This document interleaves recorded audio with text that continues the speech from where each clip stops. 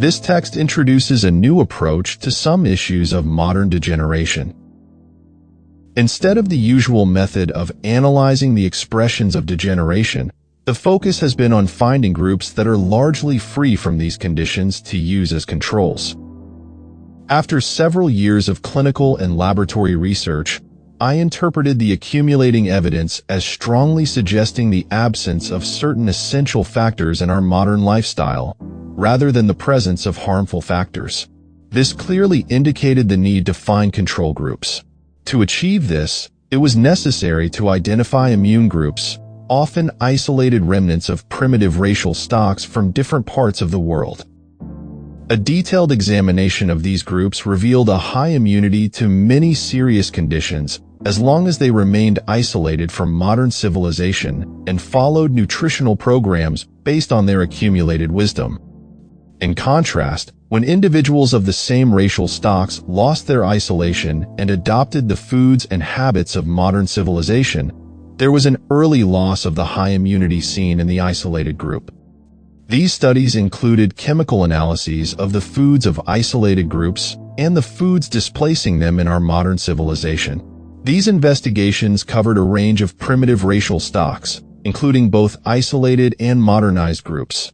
The Swiss of Switzerland, the Gaelics in the Outer and Inner Hebrides, the Eskimos of Alaska, the Indians in various parts of Canada and the United States, the Melanesians and Polynesians across the Southern Pacific, tribes in Eastern and Central Africa, the Aborigines of Australia, Malay tribes north of Australia, the Maori of New Zealand, and the ancient civilizations and their descendants in Peru along the coast and in the Sierras, as well as in the Amazon basin.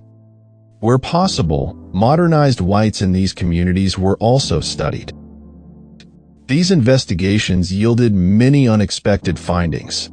While the primary aim was initially to discover the cause of tooth decay, which was quickly determined to be directly related to nutrition, it became clear that a series of disturbances appeared in these various primitive racial stocks as early as the first generation after adopting modern food programs, continuing with each subsequent generation. Tooth decay has been found to be almost entirely related to an individual's nutrition at the time and prior to the onset of the disease. However, a group of conditions have manifested physically. These include changes in facial and dental arches, traditionally attributed to mixtures of different racial stocks. My research has shown that these same deviations from normal occur across various racial stocks even when their bloodlines remain pure. These changes can even develop in children born after their parents adopted modern diets. Applying these methods to American families, a significant percentage show similar deterioration in younger members, ranging widely from 25% to 75% in the communities I studied. Some individuals in this affected group not only show physical signs of injury, but also experience personality disturbances, most commonly lower than normal mental efficiency and acuteness, often termed mental backwardness among school children who struggle to keep up with their peers. Their IQs are generally lower than average, and they often develop inferiority complexes due to their challenges. A certain percentage of this group also exhibit personality disturbances that manifest as unsocial traits, including the growing number of delinquents causing concern today. This latter group is largely explained by conditioning experiences that occur after children reach an impressionable age. My research indicates a physical structural change preceding and underlying these environmental influences. A government survey showed that 66% of delinquents treated and released as cured later developed unsocial or criminal tendencies, underscoring the urgent need for preventive measures to precede and forestall primary injuries.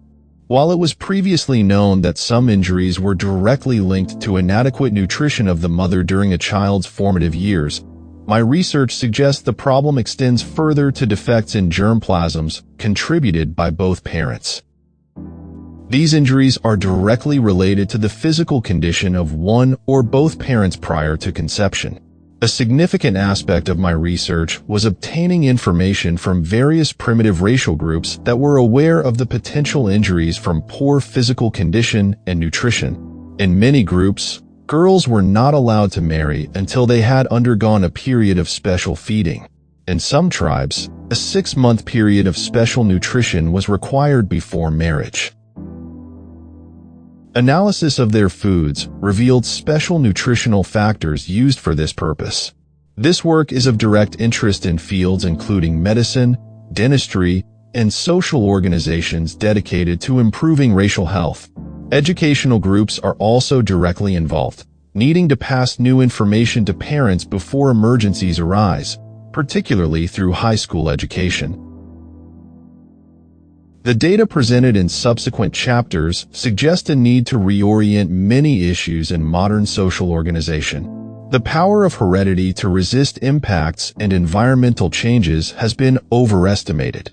These data show that much thought to be hereditary is actually the result of interrupted heredity. While environmental influence on character has been emphasized, the body's pattern was generally thought to require numerous impacts to change.